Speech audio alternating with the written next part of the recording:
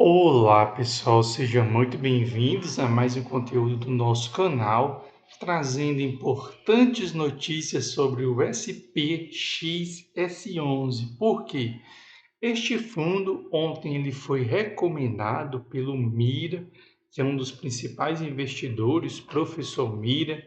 Ele indicou na carteira de R$ 54, nessa carteira de R$ 50, na verdade, junto com o CPTS11, GARI 11 e VG 11, mas a grande surpresa foi o SPXS 11. Então nós vamos estar comentando se este fundo ele foi uma boa recomendação aí do professor Mira, porque diante da recomendação, evidentemente muita gente hoje já começou a comprar, tanto que a cota subiu, mas comprou sem estudar o fundo imobiliário. Então vamos fazer aqui uma pequena varredura, ver alguns pontos com relação a esse fundo imobiliário.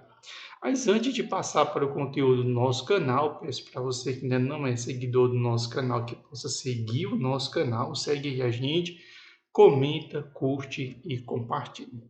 Evidentemente que eu vou pegar o relatório de março, que foi o último que foi disponibilizado pelo fundo, e nós vamos começar pela análise, né, pelo raio-x aqui do fundo. A primeira informação que eu ressalto aqui é a taxa de administração de 0,8% ao mês, o que é uma taxa muito boa, que é uma taxa que está abaixo do que geralmente o mercado cobra para fundos de tijolos, né? É mais cara. Agora o SP, este fundo especificamente aqui, que é o SPXS11, ele é um fundo de papel. E geralmente os fundos de papel têm uma taxa de administração menor, porque eles têm que trabalhar mais com dívida, diferente dos fundos de tijolos que eles dão bem mais trabalho. Então 0,8 está dentro da margem que a gente espera no máximo 1%. A quantidade de cotista muito pequena, menor do que 10 mil, ou seja, isso já sinaliza para a gente que é um fundo novo. Todo fundo novo ele tem entre 5 mil e 10 mil cotistas. Guarde isso para você. Ele tem um valor da cota patrimonial é R$ 9,66 e o mercado já está pagando por ele 9,47, ou seja, já vem se aproximando do seu preço justo, e fundo de papel a gente não compra acima de 1 e ele já vem se aproximando. E aqui está uma coisa que eu não gostei na sugestão do professor Mira, né? É o patrimônio dele que é menor do que 200 milhões. A carteira de R$ 50 é uma carteira para quem está começando a investir. E uma das coisas básicas que todo investidor ele aprende é que no início você não deve comprar fundos imobiliários que tenham patrimônio líquido muito pequeno, né? Por quê? Porque você corre um risco muito grande. Infelizmente, esse fundo tem um patrimônio muito pequeno, de 200, não chega nem a bater 200 milhões. Você tem fundo de papel com patrimônio de 4 bilhões, tem fundo de papel com patrimônio de 2 bilhões e pagando igual ou até muito mais do que esse fundo imobiliário. Então, para o investidor iniciante, esse fundo está lá, eu não achei bom. Agora, se a carteira de R$ 50 fosse dedicada para quem já investe, quem tem muito patrimônio, aí você pode pegar um pouquinho desse dinheiro e investir no fundo imobiliário, onde você tem esperança que ele vai crescer, o que é no caso. Porque na carteira passada ele indicou o BTCI 11, muita gente comprou e ele subiu. Quando foi no vídeo passado, ele já mandou vender o BTCI. Olha que coisa. Então muita gente começou a vender, muita gente não está sabendo que o BTCI já começou a ser vendido e permanece na posição e vai ter prejuízo, que o BTCI vai cair, porque o Mira já trocou o BTCI por esse fundo imobiliário aqui. Então, você que comprou porque ele ia subir o BTCI, porque ele recebeu recomendação lá de influenciador, ele vai cair, certo? Ele paga no quinto dia útil, é a data base de corte e o pagamento é dia 10, ou seja, geralmente 5 dias antes na maioria dos fundos. A maioria dos fundos gostam de pagar dia 14 e dia 15. Aqui ele vai pagar no 10º dia útil, né? Se nós descermos mais aqui embaixo, olha a estratégia do fundo imobiliário que vocês estão recebendo recomendação. Ele é um fundo de baixa liquidez, a liquidez dele não é de 1 milhão diário, mas ele investe em fundos com alta liquidez. Olha, eu vou comprar um fundo que investe em fundos de alta liquidez, eu compro logo um fundo de alta liquidez. Ele é um fundo que compra outros fundos imobiliários com desconto patrimonial. Olha, se eu vou comprar outros fundos com desconto patrimonial, eu vou logo lá e compro esse fundo descontado. E ele compra fundo com maior dividendo. E nós sabemos que fundo com maior dividendo, o que é que ele tem? Ele é high yield. Foi essa estratégia que levou o IRDM11 para o buraco. O IRDM11 comprava fundos imobiliários high yield, botava dentro da carteira.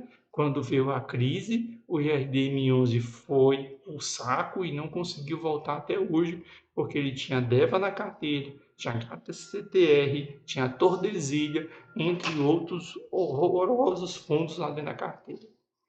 Do ponto de vista de rendimentos, né, foi bastante elevado em janeiro, caiu em fevereiro, mas subiu de novo. A sua carteira de CRI vem pagando bem. Um ponto muito importante você precisa saber, ele é um fundo bem diversificado, ele investe em fundos imobiliários e ele é livre também para investir em ações.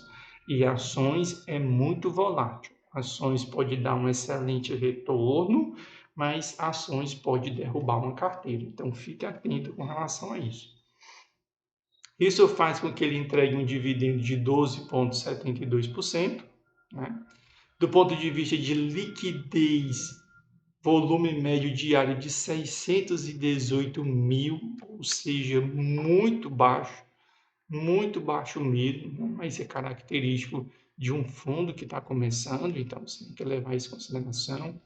Maior parte das suas receitas vem de CRI e de ações e FIIs, mas é principalmente CRI e FIIs, que eles não têm tanto investimento em ação. O dividendo já chegou a ser 11 centavos em setembro de 2023, mas esse valor nunca mais se repetiu, embora o dividendo venha subindo na casa de 1 centavo a cada mês, mas está bem distante dos 11 centavos que já foi pago. Se nós olharmos do ponto de vista de ativo-alvo, principalmente CRI e FII, né, não tem muito objetivo para a ação no momento, por isso que a ação fica em somente entre 6% e 4% da carteira.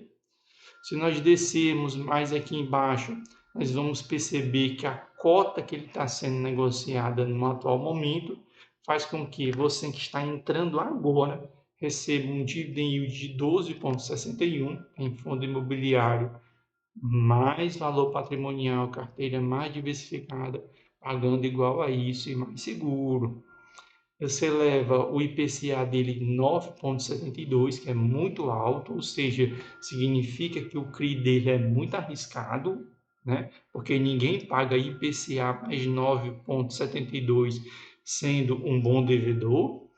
E ele tem um CDI de 3,91 se você comprar agora. Nós sabemos que CDI mais 1,5 já é alto. Imagina CDI quase 4, ou seja, para quem ele empresta dívida, não é tão bom pagador, é arriscado, certo? Então isso você precisa guardar na sua mente. A rentabilidade dele, ele vai batendo o CDI, mas ele vai batendo o CDI porque olha onde é que a rentabilidade começou a ser comparada. Em abril de 2023, porque ele é muito recente. Mas mesmo assim a gente já consegue ver que o CDI ele já vem encostando, né? Então tem que ficar bastante de olho em fundo imobiliário que está começando, certo? Também, do ponto de vista de classe de ativos, 72% em CRI, 14% FII, 8% em caixa e tem 5% para ações. A maioria dos seus ativos é renda, né? Ou seja, receber dividendo, e para receber dividendo precisa de carteira mais arriscada, né? Diferente de fundos imobiliários para ganho, porque você compra descontado. Do ponto de vista de fundos imobiliários, né, a maior parte da gestora é a Nave Capital, que não é tão conhecida.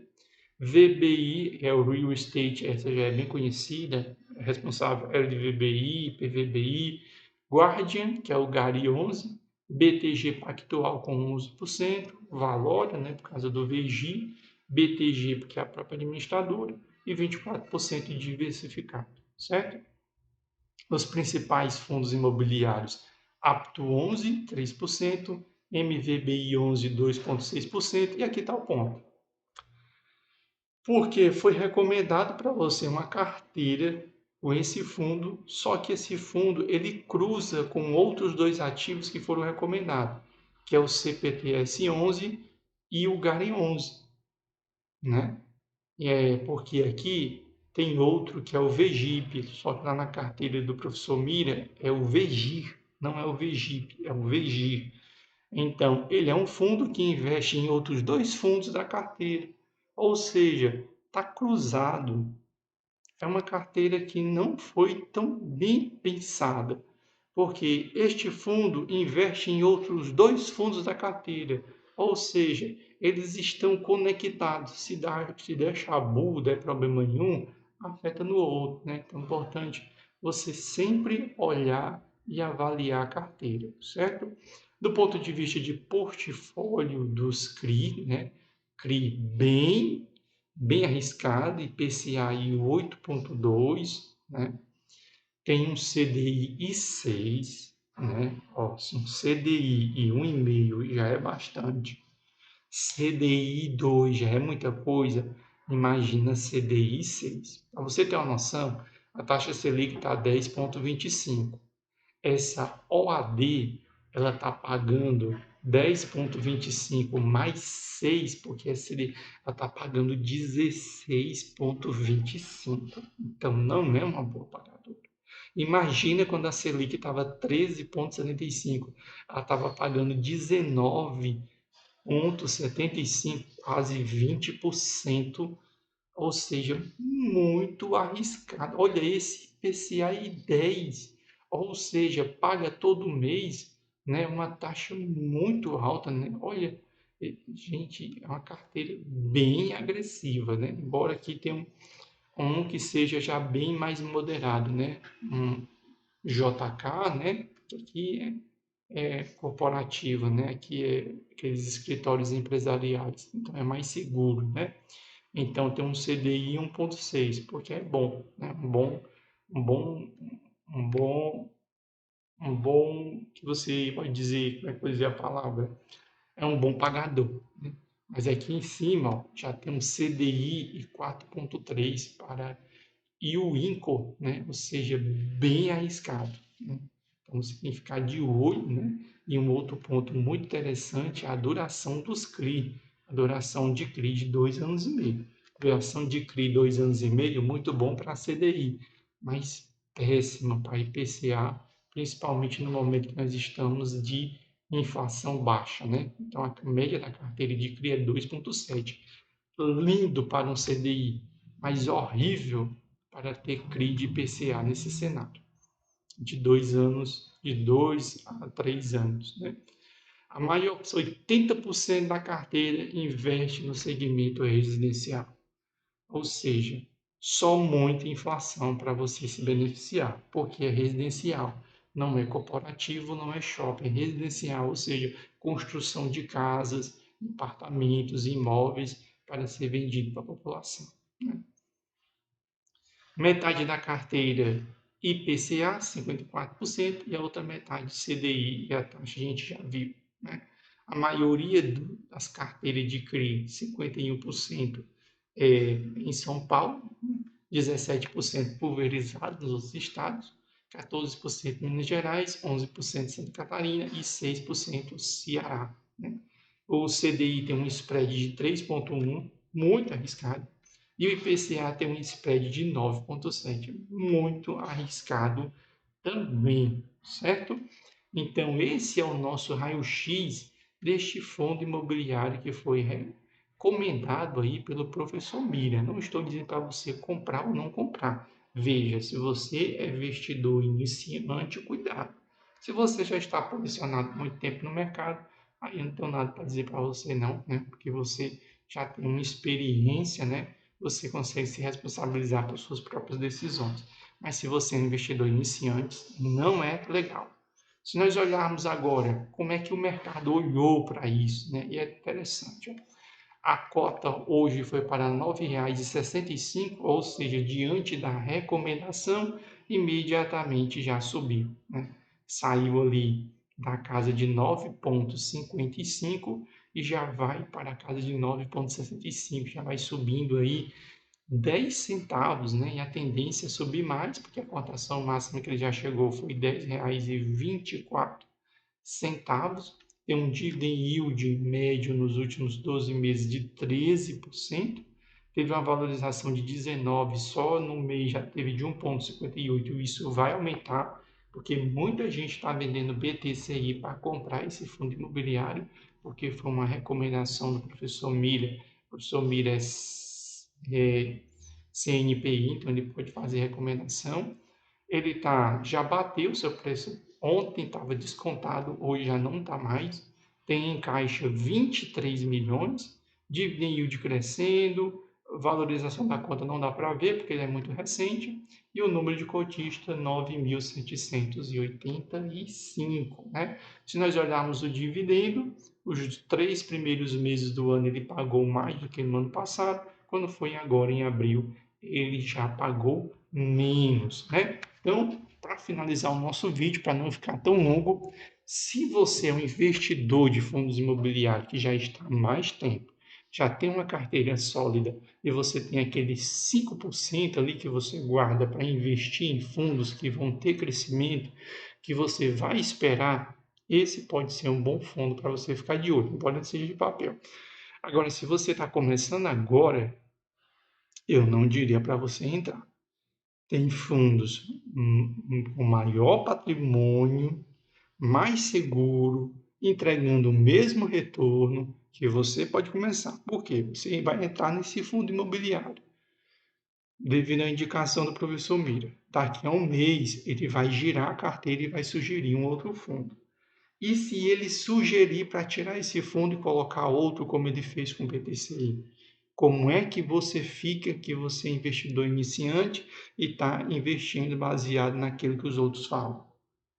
Então, é isso que você precisa prestar atenção, você que está começando agora.